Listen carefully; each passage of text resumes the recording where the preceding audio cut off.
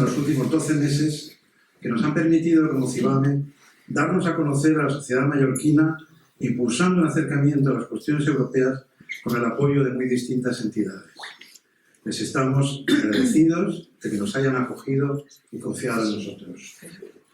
Y si hablamos de agradecimientos, ¿qué menos tengo que decir respecto de nuestro conferenciante de hoy, Enrique Mora Benavente, secretario general adjunto y director político del Servicio Europeo de Acción Exterior?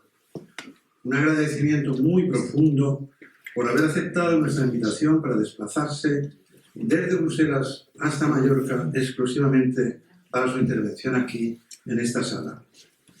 Enrique Mora es el funcionario español de más alto nivel en la Comisión Europea y es uno de los cargos políticos europeos más ocupados, trabajando a su vez para uno de los políticos más activos, como es la actual representante de la Unión Europea para Asuntos Exteriores y Política de Seguridad, Kaja Kallas, ex primera ministra de Estonia, que sustituyó hace 2 meses a Josep Borrell.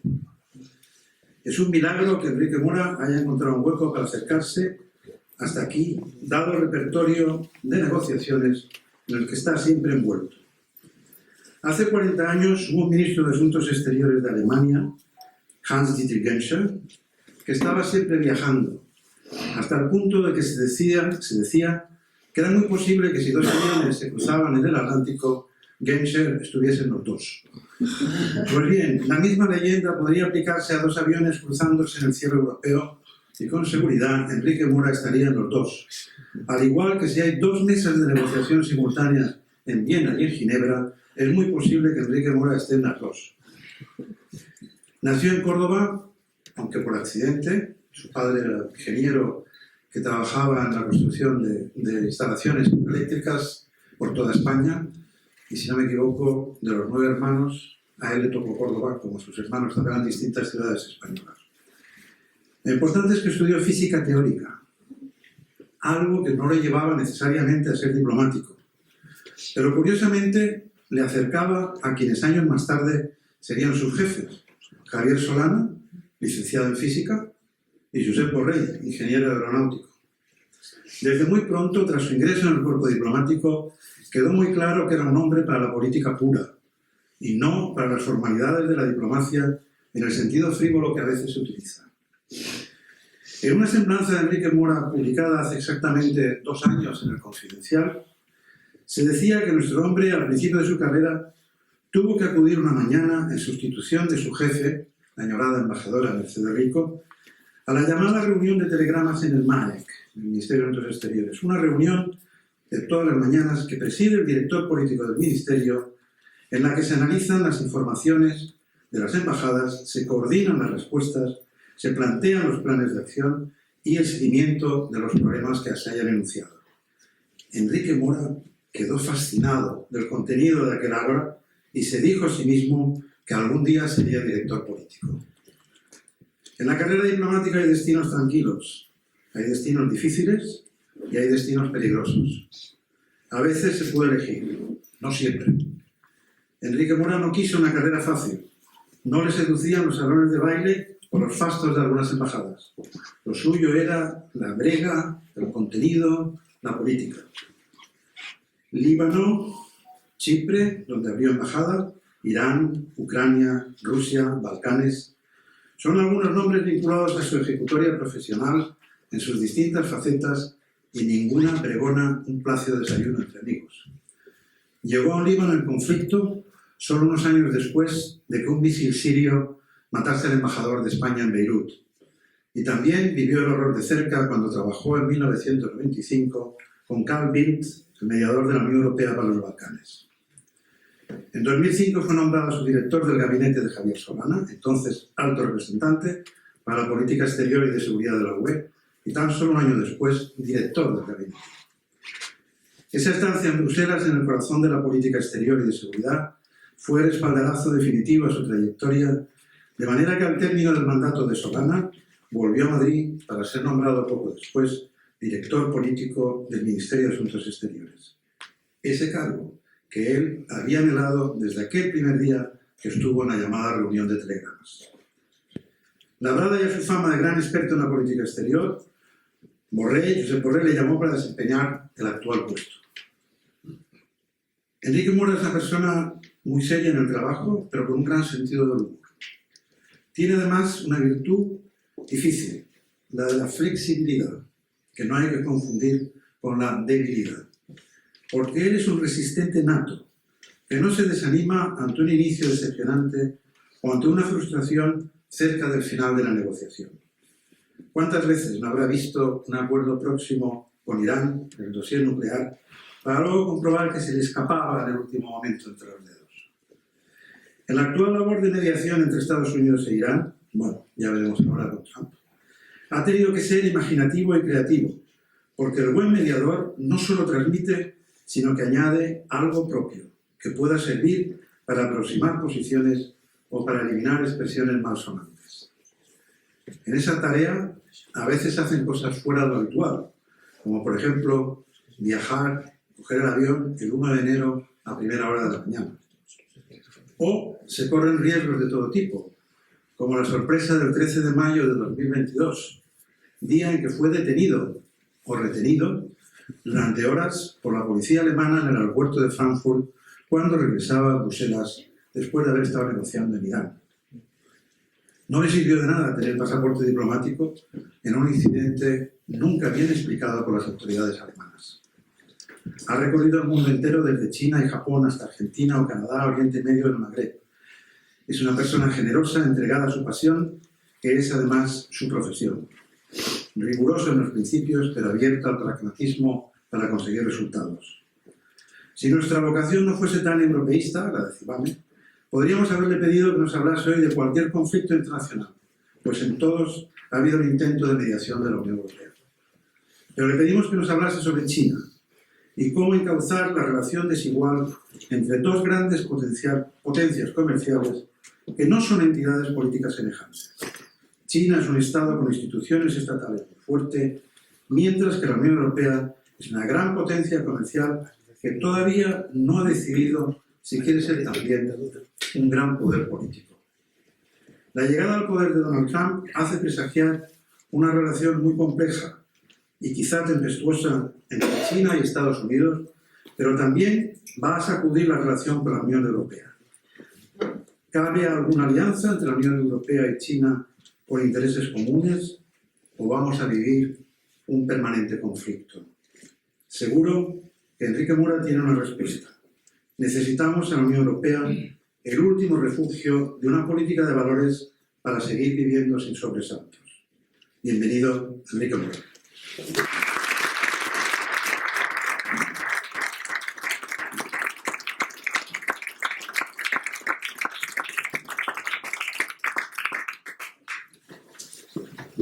Muchas gracias, embajador. Es una presentación realmente sonrojante. Si fuera más joven me habría sonrojado, pero muchas gracias. Porque además sé que lo haces de corazón. Nos conocemos solo hace 35 años. Sé que lo haces de corazón. Y muchas gracias sobre todo al Cercle de Economía, al Movimiento Europeo, por la invitación a venir aquí a hablar de lo que es una de las grandes relaciones bilaterales de la Unión Europea, que es la República Popular China. Es de hecho, después de la transatlántica, es la relación más importante. Es la segunda. China es nuestro segundo socio comercial. Al mismo tiempo es nuestro primer proveedor. Y en la última década ha habido 10.000 millones de euros de inversiones directas cada año de China en Europa. Es una relación económica profunda, pero al mismo tiempo tremendamente desequilibrada. De eso hablaremos luego, porque constituye uno de los grandes problemas de la relación. Pero no es solo económica, es también política, profundamente importante. Se dice o se puede decir que una relación es estratégica en varios sentidos. Cuando las dos partes tienen intereses vitales en juego. España y Marruecos sería un buen ejemplo de relación estratégica. Una segunda acepción sería cuando la relación afecta al resto del mundo, cuando los vaivenes de la relación tienen consecuencias sobre otros actores. El paradigma histórico es la relación entre Estados Unidos y la antigua Unión Soviética. La relación entre la Unión Europea y China es estratégica en los dos sentidos. Durante muchos años, sobre todo desde el ingreso de China en la Organización Mundial del Comercio en 2001, la relación fue profundamente asimétrica y era algo asumido y aceptado. En el caso de los Estados Unidos era el mismo caso. La idea era, si integramos a China en la economía internacional, China evolucionará internamente, evolucionará hacia sistemas homologables, digamos, al nuestro. Obviamente esto fue un error, luego lo veremos más despacio, pero lo que sí ha quedado es esta profunda diferencia en la relación. La idea de integrar a China en el sistema internacional llegó un momento en que evidentemente no era factible. En el año 2019, hace solo 6 años, digamos que la Unión Europea se cae del caballo, como San Pablo en el camino de Damasco, y redefine profundamente sus relaciones con China. En la jerga comunitaria fue lo que se llamó una comunicación conjunta entre la Comisión y el alto representante. Entonces era Federica Mogherini. Se define a China al mismo tiempo como un socio, como un competidor y como un rival sistémico. Como un socio en cuestiones relativas al cambio climático, quizá la financiación internacional, quizá cómo abordar problemas de los países menos desarrollados, como un competidor en términos económicos, comerciales y sobre todo y cada vez más en términos tecnológicos, y finalmente como un rival sistémico en todo lo relativo a la gobernanza de la comunidad internacional. China, durante años, aprovechó el orden liberal instaurado tras la caída de la Unión Soviética, tras el fin de la Guerra Fría, pero llegó un momento en que claramente dio señales de querer cambiar ese modelo. Y es en lo que estamos ahora, y es en lo que China se ha identificado como, o hemos identificado como ese rival sistémico. Estos 3 elementos, socio, competidor, rival sistémico, nunca han sido los 3 vértices de un triángulo equilátero. Ha variado el peso de uno u otro, casi a veces por meses, pero la tendencia general ha sido hacia un mayor peso de la tercera parte de la historia, de la más negativa, de la que conduce más a la confrontación. ¿Por qué? Esencialmente por la evolución interna en China y por esto que me refería antes de la actitud china hacia la gobernanza internacional. La evolución interna. El 20 Congreso del Partido Comunista Chino, octubre del año 22. Se aprueban principios, se redefine profundamente el sistema político chino. La primacía del partido sobre el Estado, que siempre había estado ahí desde el año 40, se refuerza. Se refuerza el poder personal del secretario general, presidente de China, Xi Jinping.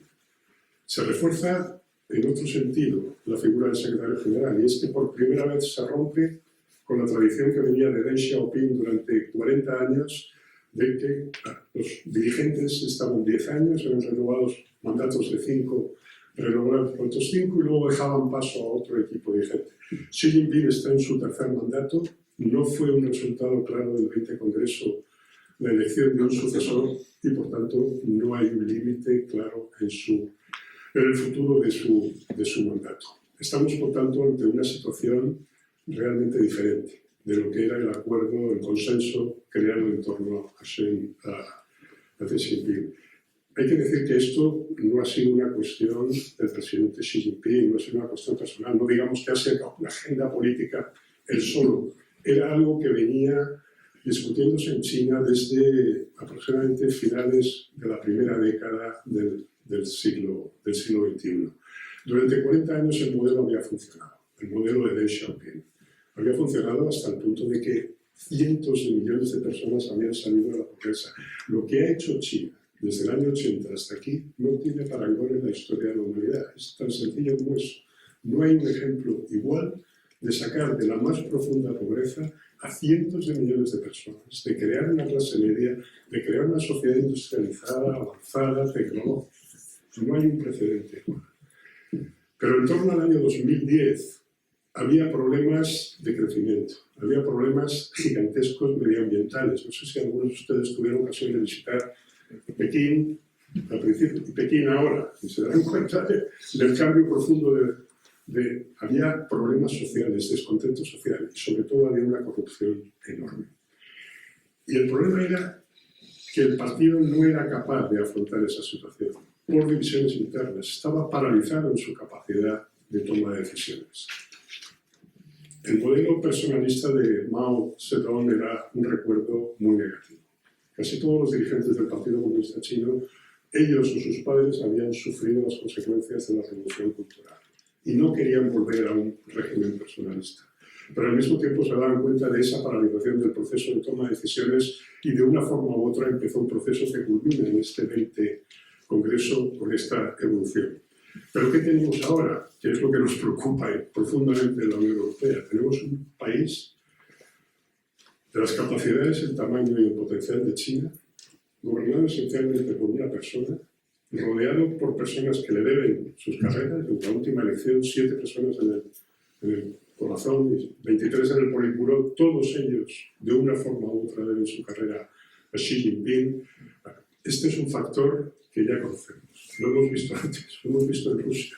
Hemos visto la evolución en Rusia de cómo un dirigente, Vladimir Putin, ha ido aislándose, ha ido rodeándose solo de personas que obedecían sus instrucciones sin discutir, y lo que nos llevó fue a la invasión de Ucrania, a la toma de una decisión donde él pensó que iba a conquistar y controlar un país en una semana. Un error gigantesco. Esos errores a ese nivel solo se cometen si estás completamente aislado de la realidad y si los que te rodean no son capaces de decirte honradamente, como es la labor de los altos funcionarios y de decirte que te estás equivocando. Ese es el riesgo que vemos ahora nosotros en la República Popular China. ¿Dónde estamos ahora? La Unión Europea tiene 3 problemas esencialmente con China. Primero la relación económica, el profundo desequilibrio. El segundo es la actitud china hacia la invasión rusa de Ucrania. Y el tercero es esto a lo que me refería antes de la aproximación china a la gobernanza internacional. La cuestión de la relación económica.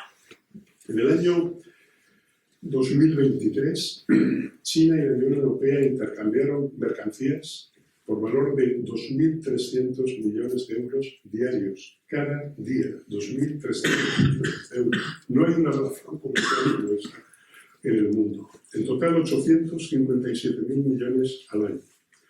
Hay que sumar otros 108.000 de intercambios en servicios. El déficit comercial ascendió casi a 350.000 millones de euros. El año pasado, el año 24,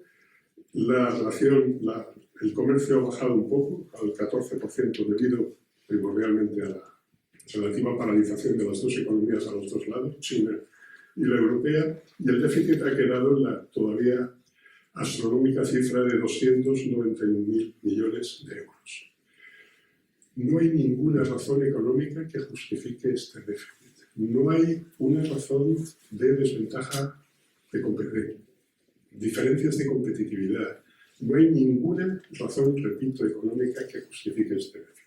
Lo que lo justifica es la política económica china, de primar la exportación, de subvencionar los productos, las empresas, los procesos productivos, y dejar a la otra parte, a la contraparte de la relación comercial, en una posición desventajosa. Tenemos el caso que ahora es lo que estamos ahora viviendo, es las consecuencias de la pandemia, que es donde se refleja este déficit comercial gigantesco en el 2023 y en el 2024. Lo que sucedió fue simplemente una reacción de política económica completamente distinta. Se recuerdan, en Europa lo que se hizo fue transferir dinero a los ciudadanos. Los ciudadanos se quedaron en casa, se interrumpieron. Palma es Mallorca. Las Baleares es un paradigma de lo que sucedió al ser la industria turística, de lo que sucedió. Y el gobierno transfería, los gobiernos europeos transfirieron 760.000 millones de euros a sus ciudadanos durante 18 meses. China lo que hizo fue transferir también, pero a las empresas, crear más capacidad productiva, más capacidad de exportación. Y el resultado fue que los europeos tenían más dinero para gastar y los chinos más productos para vender. Y el resultado fue esta situación de terrible. Se dice que es coyuntural. La sobrecapacidad productiva china no parece coyuntural. Luego veremos que no solo nosotros, sino el resto del mundo está sufriendo este desequilibrio. Para los chinos, este desequilibrio es simplemente Los chinos se han vuelto más creyentes en David Ricardo que nosotros y para ellos es simplemente que son más competitivos. ¿Punto? Si ustedes hicieran buena política, nosotros haríamos buenos negocios. Es una frase que me imagino que han oído muchas veces. Y lo que es más interesante, también culpan de este desequilibrio comercial y económico a la política que ha empezado a seguir la Unión Europea desde hace apenas un año y medio, llamada de seguridad económica. Voy a hablar un poco de esto porque, aunque no está dirigido exclusivamente a China, ni siquiera principalmente a China, aunque los chinos piensen lo contrario, sí es y va a ser cada vez más una de las grandes dimensiones de las relaciones exteriores de la Unión.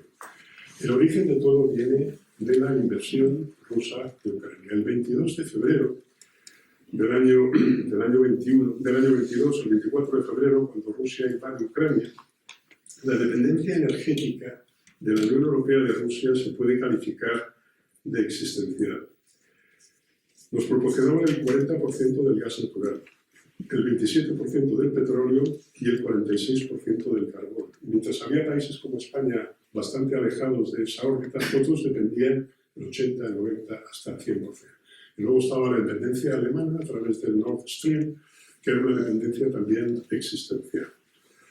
Rusia invade Ucrania y Putin convierte en un arma esta dependencia existencial. Nos damos cuenta que eso no puede seguir y empezamos a sustituir energía rusa por otras fuentes. Y como bien recordarán, porque todos lo padecimos, esto se tradujo en una subida espectacular de los precios de la electricidad.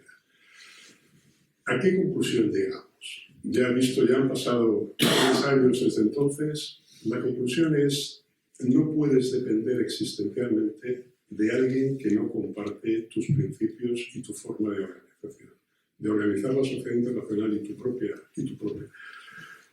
sociedad, porque ese alguien va a utilizar eso contra ti, tarde o temprano. Lo que llaman los americanos, los ingleses, los angloparlantes, la weaponization de cualquier cosa, de la energía, de la salud. Eso es lo que ha llevado a reflexionar sobre nuestra seguridad económica. Esa reflexión condujo en junio de hace ya el 23 a una declaración, una comunicación conjunta de la Comisión del Alto Representante, donde se exponen unos principios que todavía se está trabajando en ellos y seguirán, que esencialmente lo que se trata es de decir: tenemos un problema de dependencias que pueden ser existenciales, ¿cómo se resuelve? Ustedes, los del Cercle de Economía, saben muy bien que los riesgos se enfrentan diversificando. Lo que pasa es que aquí hay una diferencia grande. Ustedes en sus empresas, cuando diversifican, lo hacen para disminuir el riesgo y maximizar el beneficio. En la comunidad internacional esto no funciona así. En la comunidad internacional las cadenas de suministro ya estaban diseñadas para crear el mayor beneficio económico. Cuando Alemania compra directamente gas y petróleo a través del Nord Stream a Rusia, sin ningún intermediario, está consiguiendo unos precios muy competitivos que también fueron parte del secreto de la explosión alemana económica desde hace 10-15 años. Pero luego viene la segunda parte de la historia, que es la utilización política. Entonces la diferencia ahora es que abordamos esos riesgos en una diversificación, pero la diversificación ya no tiende tanto a criterios económicos, sino a criterios de seguridad y a criterios políticos. El resultado es, y eso probablemente ustedes lo estén ya viendo en primera línea, es cadenas de suministro menos eficientes económicamente, productos más caros y de peor calidad. A cambio ganamos la otra seguridad. ¿Hasta dónde va a llegar esto? Es muy difícil de decir. En los últimos meses hemos tenido un recordatorio con los Houthis bombardeando barcos comerciales en el Mar Rojo y desviando a las grandes compañías navieras, desviando a través del Cabo de Buena Esperanza, 18 días más de viaje, más gastos, más la cadena de suministros se ha encarecido. Pero es que hay un riesgo geopolítico en ella. Bueno, esto de la seguridad económica, que repito, no se dirige esencialmente hacia China, es un elemento fundamental en la relación, lo va a ser cada vez más, y luego veremos cómo China en realidad nos lleva ventaja en este asunto. El segundo problema, el apoyo chino a Rusia en la invasión de Ucrania, que para nosotros el riesgo de Ucrania para la Unión Europea es un riesgo existencial si Putin realmente gana, y gana hasta el final. Al principio, a los chinos les cogió por sorpresa la invasión y al principio no les gustó nada la idea. Yo estuve en Pekín como un mes después de aquello con mi contraparte, el viceministro chino, y hablamos, al principio hablaban más abiertamente. Hicimos una broma de todo lo que le mantiene por la noche despierto a Xi Jinping está sucediendo. Cosas como los Estados Unidos recuperando el liderazgo global. Si ustedes recuerdan, el primer año de la administración Biden fue mortecino, por decirlo de forma elegante. No había liderazgo internacional. Fue la invasión de Ucrania lo que sitúa a los Estados Unidos, primero por su increíble capacidad de inteligencia. Sabían lo que iba a suceder, y nos lo dijeron. Y en segundo lugar, por la reacción. A los chinos no les gustaba la idea de Estados Unidos volviendo a recuperar el liderazgo. La Unión Europea más unida que nunca. A las 24 horas de la invasión, Josep Borrell puso sobre la mesa algo que todavía se debate si es legal o no, que es que la Unión Europea entregara armas a una de las partes combatientes, a Ucrania. Y empezó a aprobarse a través de la llamada Facilidad Europea de Paz, paquetes de 500 millones de euros para apoyar. Por tanto, la Unión Europea se vio de nuevo también más cohesionada. Se empieza a hablar de utilización de armas nucleares, algo que no estaba en el discurso, no estaba en la conversación internacional desde hacía muchas décadas, pero Putin empieza a amenazar con utilizar primero armas nucleares tácticas y luego ya armas nucleares estratégicas. Y eso a los chinos obviamente no les gustaba en absoluto. Había unas consecuencias económicas para China, que era cortar algunos de los vínculos físicos con Europa, el famoso tren que sale y termina cerca del puerto seco de Madrid y recorre toda Europa. Eso se cortó instantáneamente porque cerramos la frontera. En definitiva, a los chinos no les gustó nada. La situación fue evolucionando. Y donde estamos ahora es que China quizá no quiera que Putin gane completamente, pero desde luego no quiere que Putin pierda. Ellos ahora cada vez más nos pasan el mensaje de que podría haber una segunda colapso de la Unión Soviética si Putin perdiera la guerra, de nuevo la Unión Soviética con 38.000 cabezas nucleares, en fin, bueno, no quieren que pierda. Y una cosa es hacer política en favor de Putin y otra es apoyarle militarmente. Y eso es lo que está sucediendo desde un año para acá. Primero con tecnología de doble uso y ahora ya con drones fabricados en fábricas chinas, por rusos, pero en fábricas chinas. La reacción ha sido que hemos impuesto sanciones a compañías chinas, cosa que no habíamos hecho nunca antes. Había habido controles de exportación, pero en el último Consejo de Asuntos Exteriores se decidió imponer sanciones a compañías chinas.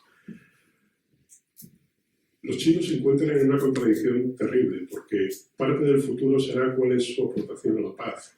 Ellos han aprobado algunos documentos que han intentado compartir con otros países de la comunidad internacional, donde está ausente un principio que China invoca continuamente, que es la integridad territorial. Y lo invoca continuamente por Taiwán, porque es, digamos, su principio moral, ético y de derecho internacional para reclamar que Taiwán es parte de China y no podemos tener una política diferente.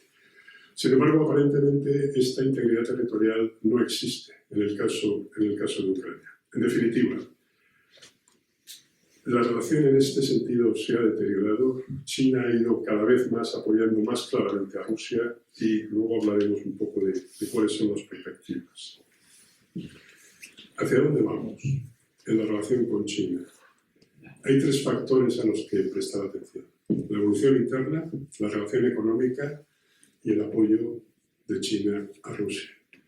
Y planeando sobre todo ello una nueva administración norteamericana, no un nuevo presidente, pero sí obviamente un presidente que recuerda al primer Trump, pero esta vez viene con un discurso mucho más articulado, más radical y desde luego con más resortes para ponerlo en marcha. Primero, la evolución interna en China no va en la dirección que pueda facilitar la relación.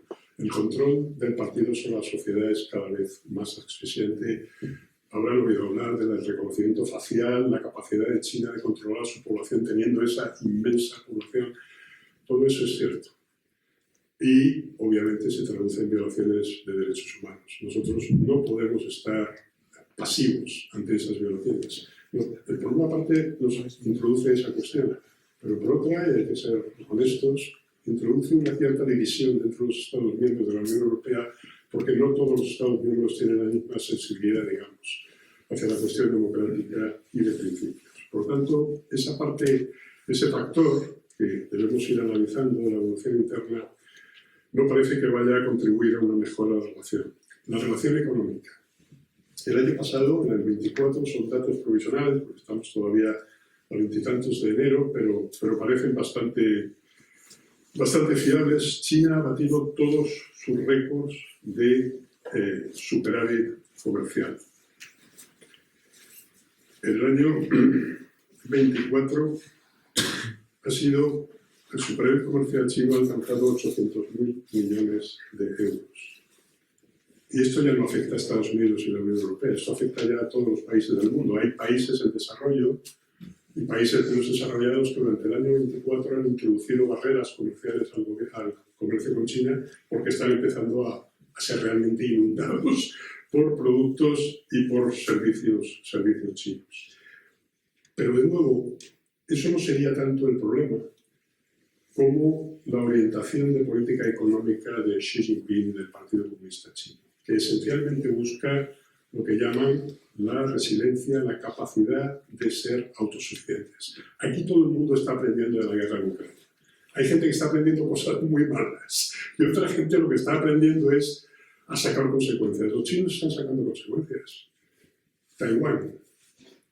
El objetivo declarado de la República Popular China es la reunificación antes del año 2040, que es el 100 aniversario de la República Popular. La evolución interna en Taiwán no parece conducir a un acuerdo, a una integración pacífica de Taiwán en la República Popular. Por tanto, se puede plantear cualquier escenario. Lo que los chinos están aprendiendo es las consecuencias de sanciones profundas sobre una economía y la necesidad de tener una autonomía, lo que los europeos llamamos autonomía estratégica para defenderse de ello.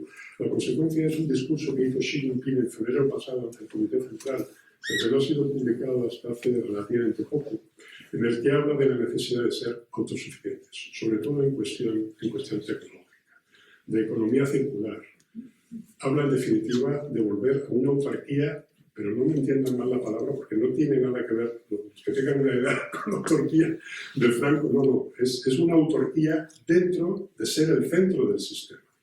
O sea, el centro del mundo, que es China, es autárquico porque se lo puede permitir, pero el resto del mundo depende de mí. Es un concepto distinto. De nuevo, con esa noción es difícil pensar que las relaciones económicas sean lo que nosotros queremos, que son relaciones en pie de igualdad, donde competimos, digamos, de forma sana y nos vendemos productos y nos ofrecemos servicios y gana el que es más competitivo. Por tanto, de nuevo, la relación económica es difícil saber.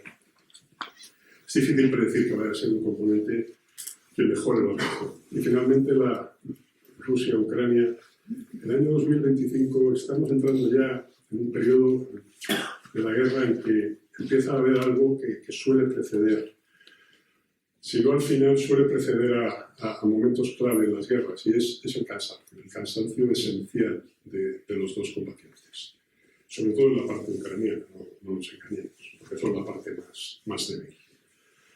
El año 2025 podría haber diversos tipos de iniciativas, de paz, de conversaciones. Vamos a ver. La actitud china va a ser fundamental. Si de nuevo apoyan negociaciones en las cuales lo que se pretende es paz por territorios, pero es mentira, porque Putin, si logra rehacerse, volverá otra vez a invadir, entonces tendremos problemas. Es una de las partes más difíciles de prever, pero bueno, estamos trabajando sobre ello. No hay Estados Unidos, finalmente, eso que planea. no hay una guerra fría entre Estados Unidos y China, es algo completamente distinto. No tiene sentido hablar de una guerra fría entre dos países que tienen una interdependencia. Ustedes saben, el primer inversor en deuda norteamericana es China, el primer tenedor de deuda. A veces algunos americanos se despiertan de una demasiadas copas por la noche y dicen, ¿y si vendieran de golpe todo? No, porque nadie se pega un tiro a sí mismo de esa manera. Pero es verdad que la interdependencia es muy grande. Eso no existía entre la Unión Soviética y Estados Unidos. Que tengan mi edad un poco más y recuerden, ¿se acuerdan del trigo? Que era lo único que intercambiaban, porque eran tan grandes que solo uno podía vender al otro. Es otro punto. No es una guerra fría, pero es una confrontación por la prevalencia global. Eso está claro. Por ser la primera potencia. Lo que viene ahora es un presidente que ya lo hemos visto antes, que tiene ideas muy claras, veremos si funcionan o no, sobre cómo combatir eso. Para él los instrumentos son el comercio y la tecnología. Es esencialmente la forma de introducir. Y cuando digo la tecnología, no digo solo seguir lo que ya ha empezado Biden, que es exportar exportaciones de semiconductores, de toda la tecnología relacionada con inteligencia artificial. Biden puso un 100% de tarifa a los coches eléctricos chinos. No, estamos hablando ya de tecnología en la relación y tecnología dentro del país, dentro de los Estados Unidos. Si ustedes han visto las fotos o escenas de la inauguración de Trump, una de las fotos más espectaculares es ver a los 5 presidentes de las 5 compañías tecnológicas más importantes del mundo de pie, mirando aquello. Bueno, eso ni siquiera en los años 20, con las compañías petroleras y de acero, y Getty y Rockefeller, ni siquiera eso se producía. Morgan, ni siquiera eso se producía. Entonces estamos en una nueva era. ¿Qué puede aportar de diferente? Vamos a ver qué medidas toma. En la Unión Europea tenemos un riesgo cierto, que es vernos en un sándwich entre la presión económica comercial china y la presión económica y comercial norteamericana. Al mismo tiempo, no perdamos de vista, sea quien sea el presidente de los Estados Unidos, sea quien sea el secretario general del Partido Comunista Chino, la lucha de fondo es por la prevalencia internacional. ¿Quién es la primera potencia? ¿Quién escribe las reglas de la gobernanza internacional? Estados Unidos las lleva escribiendo desde la Segunda Guerra Mundial. China quiere escribirlas. Ese es el gran cambio. Y si las escribe es al servicio del poder del Partido Comunista. El único problema interno chino es la estabilidad del sistema. Punto. Y eso implica el control del partido. ¿Qué puede? La Unión Europea, ¿dónde queda ahí? En primer lugar, no queda equidistante. La Unión Europea siempre estará más cerca de los Estados Unidos. Siempre. No, aquí no se puede hablar de equidistancias. No. Siempre más cerca del que ha sido tradicionalmente el gran aliado. Al mismo tiempo, tenemos que definir y defender nuestros intereses. Ayer, von der Leyen, la presidenta de la Comisión, hizo un discurso en Davos donde ya anticipaba algunas ideas, que son en realidad ideas que vienen de esta reflexión de seguridad económica a la que me he referido antes, pero que quizá haya que profundizar, no solo ahora pensando en China, sino y en Taiwán, pensando en los Estados Unidos. Bueno, ese será el camino. Para conseguirlo necesitamos dos cosas. Primero, unidad interna de todos los Estados miembros. No está garantizada. Y segundo, necesitamos un cierto espacio internacional que no se acabe el multilateralismo. Porque la Unión Europea lo necesita como el aire para respirar. No es capaz de nuevo, algunas decisiones que ha tomado Trump nada van a llegar, como retirarse de la Organización Mundial de la Salud o del Acuerdo de París, no favorecen eso. Pero los chinos tampoco favorecen eso con su política de sistemáticamente controlar las organizaciones y cambiar la política. Esas son las dos cosas que necesitamos, son las dos difíciles y no evidentes, pero bueno, ese es el desafío. Voy a dejarlo aquí, embajador, si te parece bien.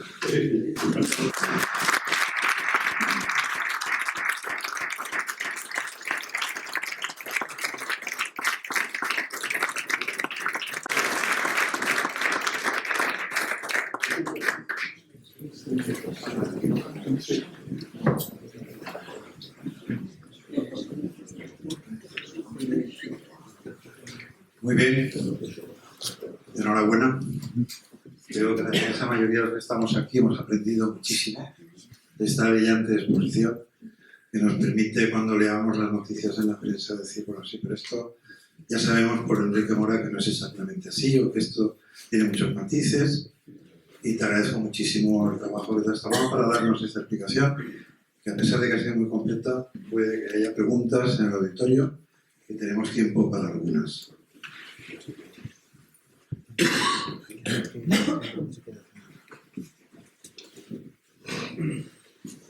Lo primero, enhorabuena por la organización del acto y por su intervención. Una de las dudas que me surgen es sobre el comercio con China. Pregunta, ¿China mete aranceles a la Unión Europea? ¿China? ¿Mete aranceles a los productos a la Unión Europea antes de que Europa hubiera metido las sanciones? Primera pregunta. Segunda pregunta. ¿Rusia cree usted que habría invadido Ucrania si los países que confortan la OTAN no se hubieran acercado hasta casi Kiev, rodeando una potencia nuclear y claramente provocando el conflicto? Tercera pregunta. ¿Cree que la dependencia de Alemania del Nord Stream está provocando que Alemania ahora esté en deflación?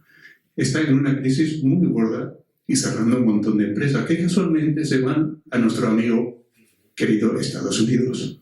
Yo creo que nos iría mejor con Rusia, que tiene todos los materiales y materias primas, antes que con Estados Unidos. A mi parecer, ¿qué opina usted? Gracias. ¿Puedes repetir la tercera pregunta? La pregunta es que si nos iría mejor con un país que tiene todos los recursos minerales, petrolíferos y gasísticos, como es Rusia, en vez de llevarnos a portazos con ellos. Simplemente eso, gracias. Un poco de diplomacia iría bien, gracias. Sí, porque son tres preguntas, ¿no? O sea, la primera, China no imponía aranceles a la Unión Europea porque no le hace falta. O sea, si usted tiene una industria, digamos por ejemplo, porque eso ya pasó en el pasado. Los coches eléctricos vamos a ver, pero los paneles solares pasó en el pasado.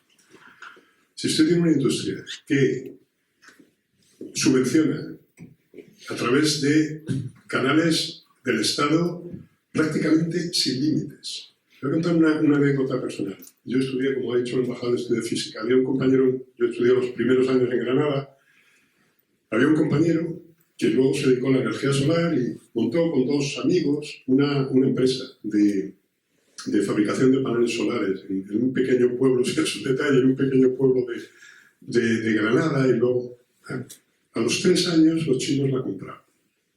La vaciaron de tecnología y luego la liquidaron.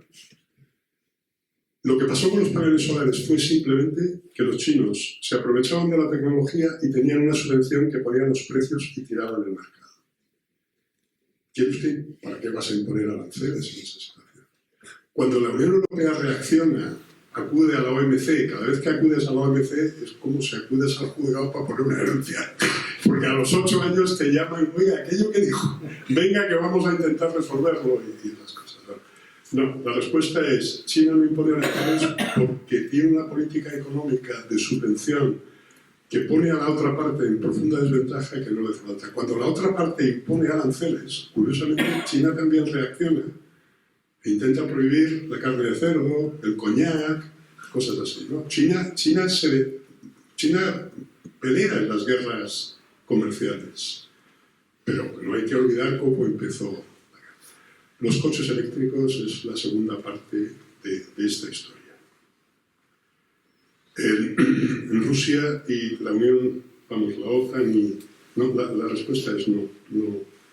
La respuesta es no. Se puede encontrar muchas razones por qué Putin invadió Ucrania, pero decir que es porque los países vecinos son democracias y ejercieron uno de los principios básicos en los que se fundamentó la arquitectura europea de seguridad después de la caída de la Unión Soviética, que es que cada país era libre de elegir sus asociaciones comerciales, militares, políticas. España las ejerció, España ejerció las suyas propias, primero la OTAN, luego la Unión Europea. Pues ese es un principio absolutamente básico de la arquitectura de seguridad europea que tenemos que restaurar porque es el principio que más ha intentado quebrar Putin y en más ocasiones. No puedes decir que invades un país porque te sientes acosado por los otros. Porque además el país que invade precisamente no era un país. Lo invade cuando cambia el gobierno, cuando Zelensky empieza a mostrar signos claros de En autonomía. 2014 hay una guerra en... Sí, ahí es la primera vez. Ahí es cuando Ucrania decide hacer un acuerdo de libre comercio con la Unión Europea. y romper los acuerdos de Minsk. No es que no romper los acuerdos, es que cuando tú haces, yo no sé si usted es empresario, pero cuando usted hace un acuerdo con una empresa y tiene otro con la competencia, normalmente la empresa le dice, oiga, revise ese acuerdo con la competencia porque aquí vamos a tener un problema. Eso es, si tienes un acuerdo de libre comercio con la Unión Europea, lo que no puedes tener es por otra puerta que salgan y entren los productos en otro acuerdo comercial que la Unión Europea no controla. Pero eres libre de hacerlo o no. Nadie puso una pistola al presidente de Ucrania para que firmara aquello. Y la reacción rusa fue el Donbass, ocupar el Donbass. Y luego un proceso eterno de paz que nunca fue un proceso de paz. Era solo la preparación del paz. Es llamativo ese increíble error de cálculo de Putin en la invasión de Ucrania. Al parecer era el único que no sabía cuán incompetente era su ejército. Al parecer era el único que no sabía que su ejército no se entrenaba, que el material era antiguo. Bueno, pero era el presidente y le decide. Por lo tanto, la respuesta es no tiene, es una falacia decir que Putin invade Ucrania porque países vecinos de Ucrania se hacen miembros de la OTAN. Y luego la dependencia de Rusia, yo vuelvo a mi razonamiento de la conferencia. Si dependes existencialmente de un país que no comparte tu visión, terminas mal. Y eso nos pasó económicamente con... China tiene algo muy importante, que es un control sobre numerosos llamadas tierras raras, minerales especiales que son necesarios sobre todo en la transición verde. Pero China sabe, porque China no es Rusia, China sabe que eso es algo que la tecnología superará tarde o temprano. Y donde ahora te hace falta germanio para producir parte de la batería de un coche eléctrico, dentro de 5 o 10 años ya no hará falta porque habrá otro. Cuando Trump habla de quedarse en Groenlandia, no piensen ustedes que es que le gustan los osos polares, no. Es que Groenlandia tiene minerales raros debajo de él. Y su temor no es que Estados Unidos no los tenga, sino que sea ocupada por otra... Y eso no es una invasión, ¿verdad? Eso claro que sería una invasión. Bueno, eso sería una violación del derecho internacional, como tomar el canal de Panamá o incluso invadir España. El problema de Groenlandia es que tiene mucha frontera con Rusia por el otro lado. O sea, Groenlandia, si tú lo miras en el mapa, tiene más frontera con Rusia por el otro lado que con ningún otro, porque luego hay mar. Entonces Estados Unidos quiere anticiparse a la unión y China-Rusia contra todo lo demás. Aparte que dentro de 20 años todo esto será perfectamente navegable. Si tú coges la frontera rusa con China y son miles de kilómetros, mientras que la frontera finlandesa y tal, como no nos apoya Trump, desde luego, o sea, esto está en manos de Trump. Si Trump nos apoya o no nos apoya. Creo yo. ¿Pregunta? Pensaba que hoy esto.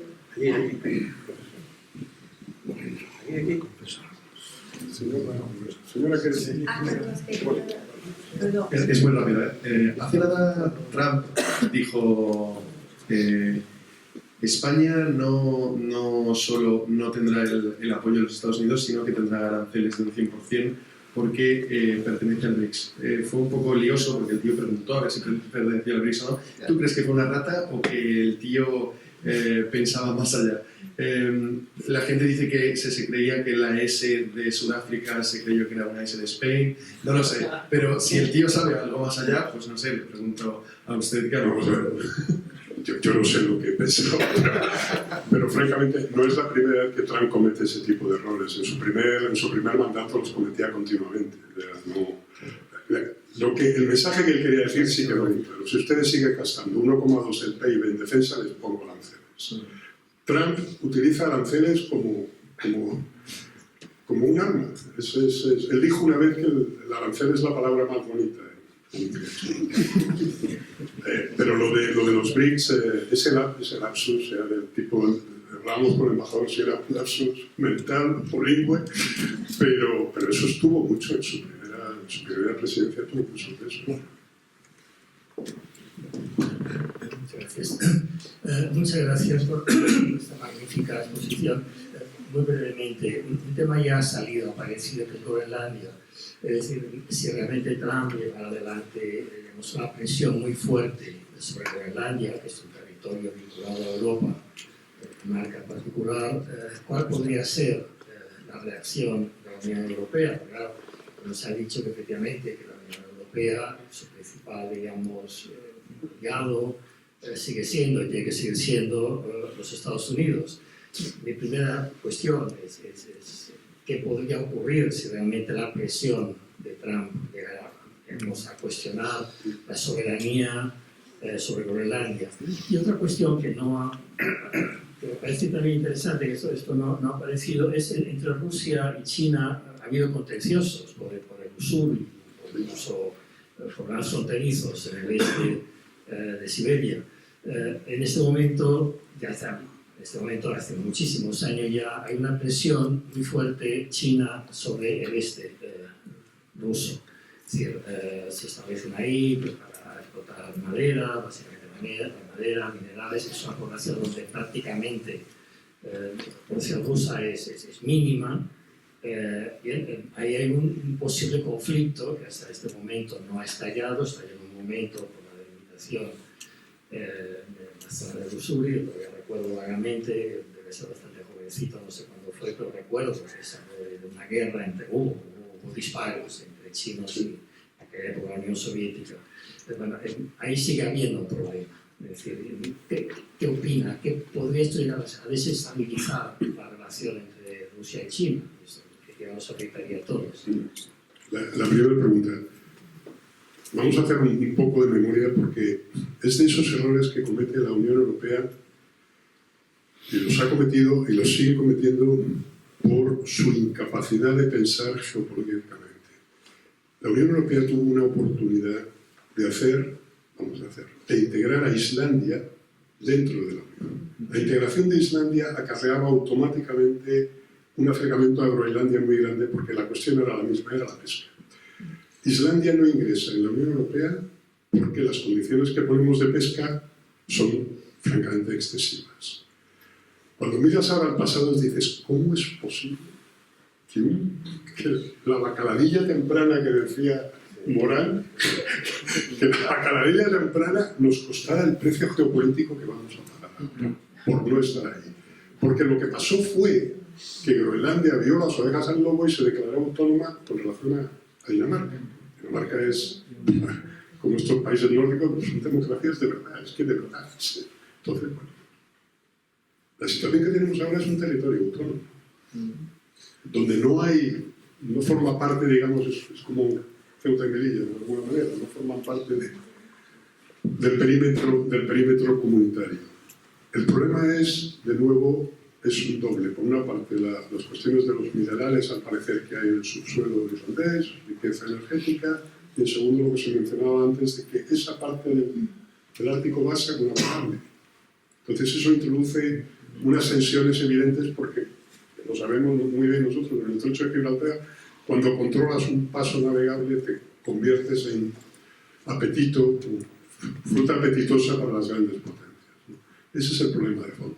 Trump empieza como empieza siempre, como empiezan los negociadores de esa manera de negociar, que es un órdago a la grande. Te voy a invadir, te voy a atacar también. Y luego ya veremos. Esto no va a acabar con una invasión. No. Vamos a ver cómo. Pero desde luego la voluntad de decir esto es nuestro. Antiguamente hubiéramos dicho de Occidente, ahora más bien de los Estados Unidos, y no es de ellos, China, Rusia, está claro. El primer ministro de Dinamarca ha dicho, ¿por qué no le preguntan a los groenlandeses? Que son 46.000 y seguramente tendrán algo que decir. Vamos a ver la evolución de eso. Lo segundo, diré una cosa que ya no es un secreto. Una de las líneas de trabajo que tenemos en el Servicio Exterior, en la Unión Europea, es estudiar aquellos puntos en los que podemos introducir diferencias entre China y Rusia. Hay varios. Estamos, y los trabajamos, y en fin, hasta ahora ya la política exterior se hace un poco de forma diferente de hace 20 años, y ahora tenemos una cosa que se llama Stratcom en la Unión Europea, que básicamente emite opiniones en redes sociales, información. Estamos trabajando sobre eso. Los puntos son algunos de los que ha dicho usted. Uno primero, el temor ruso. En la frontera de Siberia, a un lado de la frontera hay 100 millones de chinos y a la otra hay 6 millones de rusos. Los chinos intentaron ya comprar o al menos alquilar una parte considerable y fue rechazado por la Duma rusa. Ese es un primero. El segundo, muy importante, mucho más de lo que parece o de lo que ven ustedes en los medios de comunicación, el acercamiento de Rusia a Corea del Norte. Es un acercamiento militar. Putin no tiene munición. La ha conseguido en Corea del Norte y parte en Irán, pero sobre todo en Corea del Norte. Corea del Norte, a cambio de una alianza con Rusia que le permita, ha mandado soldados a luchar. Hay ya soldados presos por el ejército ucraniano. Lo que no tenemos muy claro es qué está dando Rusia a Corea del Norte a cambio. Tecnología nuclear, tecnología de misiles. Bueno, pero a China eso le preocupa y mucho, porque China lo último que necesita es un conflicto en la península. Otro punto de fricción muy interesante, las muy difíciles relaciones entre Rusia e India. Rusia e India mantienen de vez en cuando escalceos en el Himalaya, fronterizos, los soldados. Hay un acuerdo absolutamente fascinante, son uno de los acuerdos más deliciosos que yo he visto en mi vida de negociar. Es cuando el chino y el indio se pusieron de acuerdo que hay tropas, pero no van armadas. Tienes el quinto, cuando dices la quinta división de la tercera, no sé qué, del ejército chino, estás hablando de 100.000 soldados. No es como los nuestros, que es una compañía, ¿no?, de 200. Y la parte india igual, no van armados. Sinceramente, lo de la frase esa de think out of the box de los ingleses, pensar fuera de la caja, aquellos dos negociadores eran genios. Nunca he logrado averiguar los nombres. De hecho, en Nueva Delhi se lo pregunté al National Security Advisor, y me dijo, no, eso era un equipo, así como... Tuvo que haber alguien que en una reunión a las 4 de la mañana, de esas de brainstorming, alguien dijera, que no se maten, porque agitamos los verdes. Y vete a la cama, mañana hablamos. Y la idea fue calando, y luego, oye, al chino, oye, ¿le quitamos los? Y el chino, venga, me vas a invadir mañana, esto es una broma, ¿no? Oye, no tiene. No hay un solo muerto. Pero hay un problema serio de limitación del territorio, y de desconfianza profunda, y de liderazgo asiático. India tiene ambiciones grandes. Otro problema que estamos tratando, la actitud de China en el mar del sur de China. El famoso mapa de los 9 trazos, que es un invento chino absoluto. Iba a decir la broma típica del cuento, pero lo es. O sea, no hay ningún fundamento de derecho internacional ni nada. Está enfrentándose con Filipinas, Estamos trabajando sobre esa diferencia, porque Rusia, curiosamente, tiene el mismo problema arriba. Potencial en Kuriles. Estamos trabajando es identificar dónde, wedge, que se dice en inglés, dónde puedes meter la cuña, sería en español, en castellano, para trabajar sobre ello. Y tenemos, la verdad es que es un trabajo avanzado, pero esto no es para mañana, esto es una labor de zapa de años, pero sí es una línea que estamos trabajando. Me llama la atención que lo preguntes tan abiertamente, sí, porque mucha gente no se da cuenta de eso. Gracias. ¿Alguna pregunta más? De hecho, contestarse. Bueno, en primer lugar, enhorabuena por la exposición, fantástico, el resumen que nos has dado.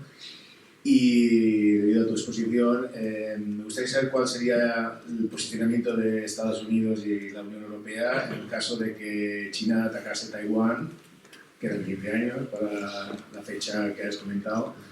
¿Cuál sería el posicionamiento? Porque yo me parece que ellos están muy observadores a ver qué pasa entre Ucrania y Rusia para ver qué estrategia tomar, ¿no? Entonces me gustaría si puedes adelantar un poco. Como he dicho antes, aquí todo el mundo está aprendiendo de Ucrania y los chinos en particular.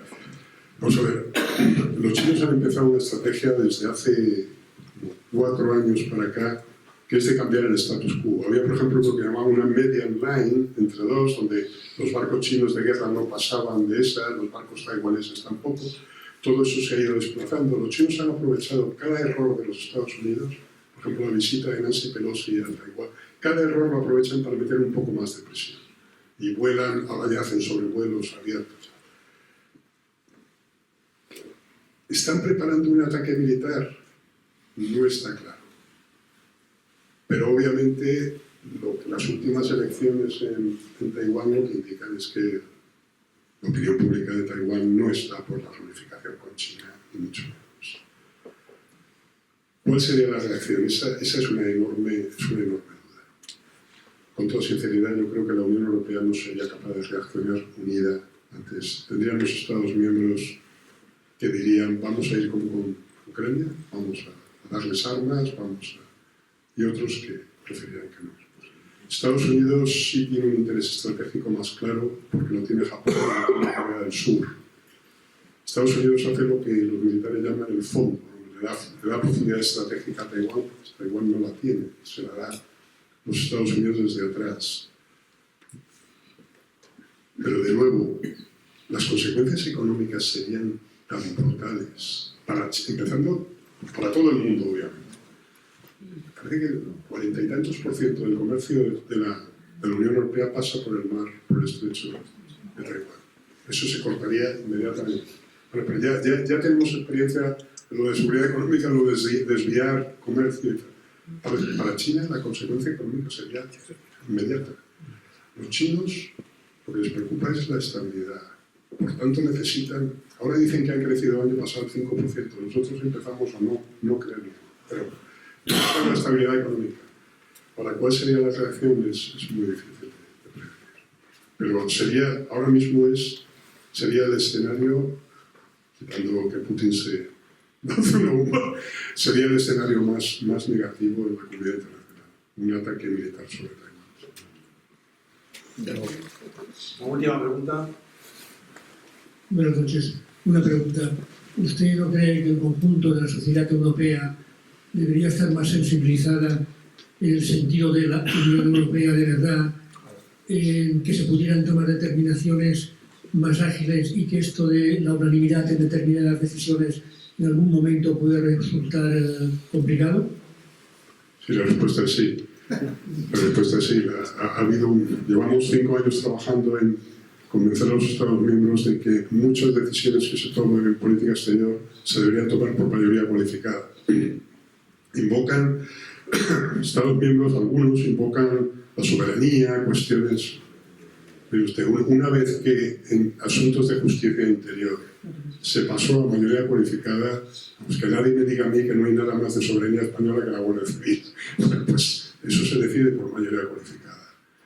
Pero la resistencia es grande. Pero es verdad que la mitad de nuestros grandes fracasos vienen o bien de la imposibilidad de una posición única, o bien de que cuando consigues la posición única, ese es el 80% de mi trabajo. Pues está tan rebajada, dice tan poco, es tan patética, que casi no merece la pena. ¿Sí? El problema es el problema de toma de decisiones. Gracias. Muy bien. ¿Estarán ustedes de acuerdo conmigo en que valía la pena escuchar a este señor que ha hecho el esfuerzo de venir aquí para compartir con nosotros esta velada en la que yo por lo menos he aprendido muchísimo? Y quiero simplemente decirle a Enrique Mora muchísimas gracias. Gracias por haber venido. Muchas gracias.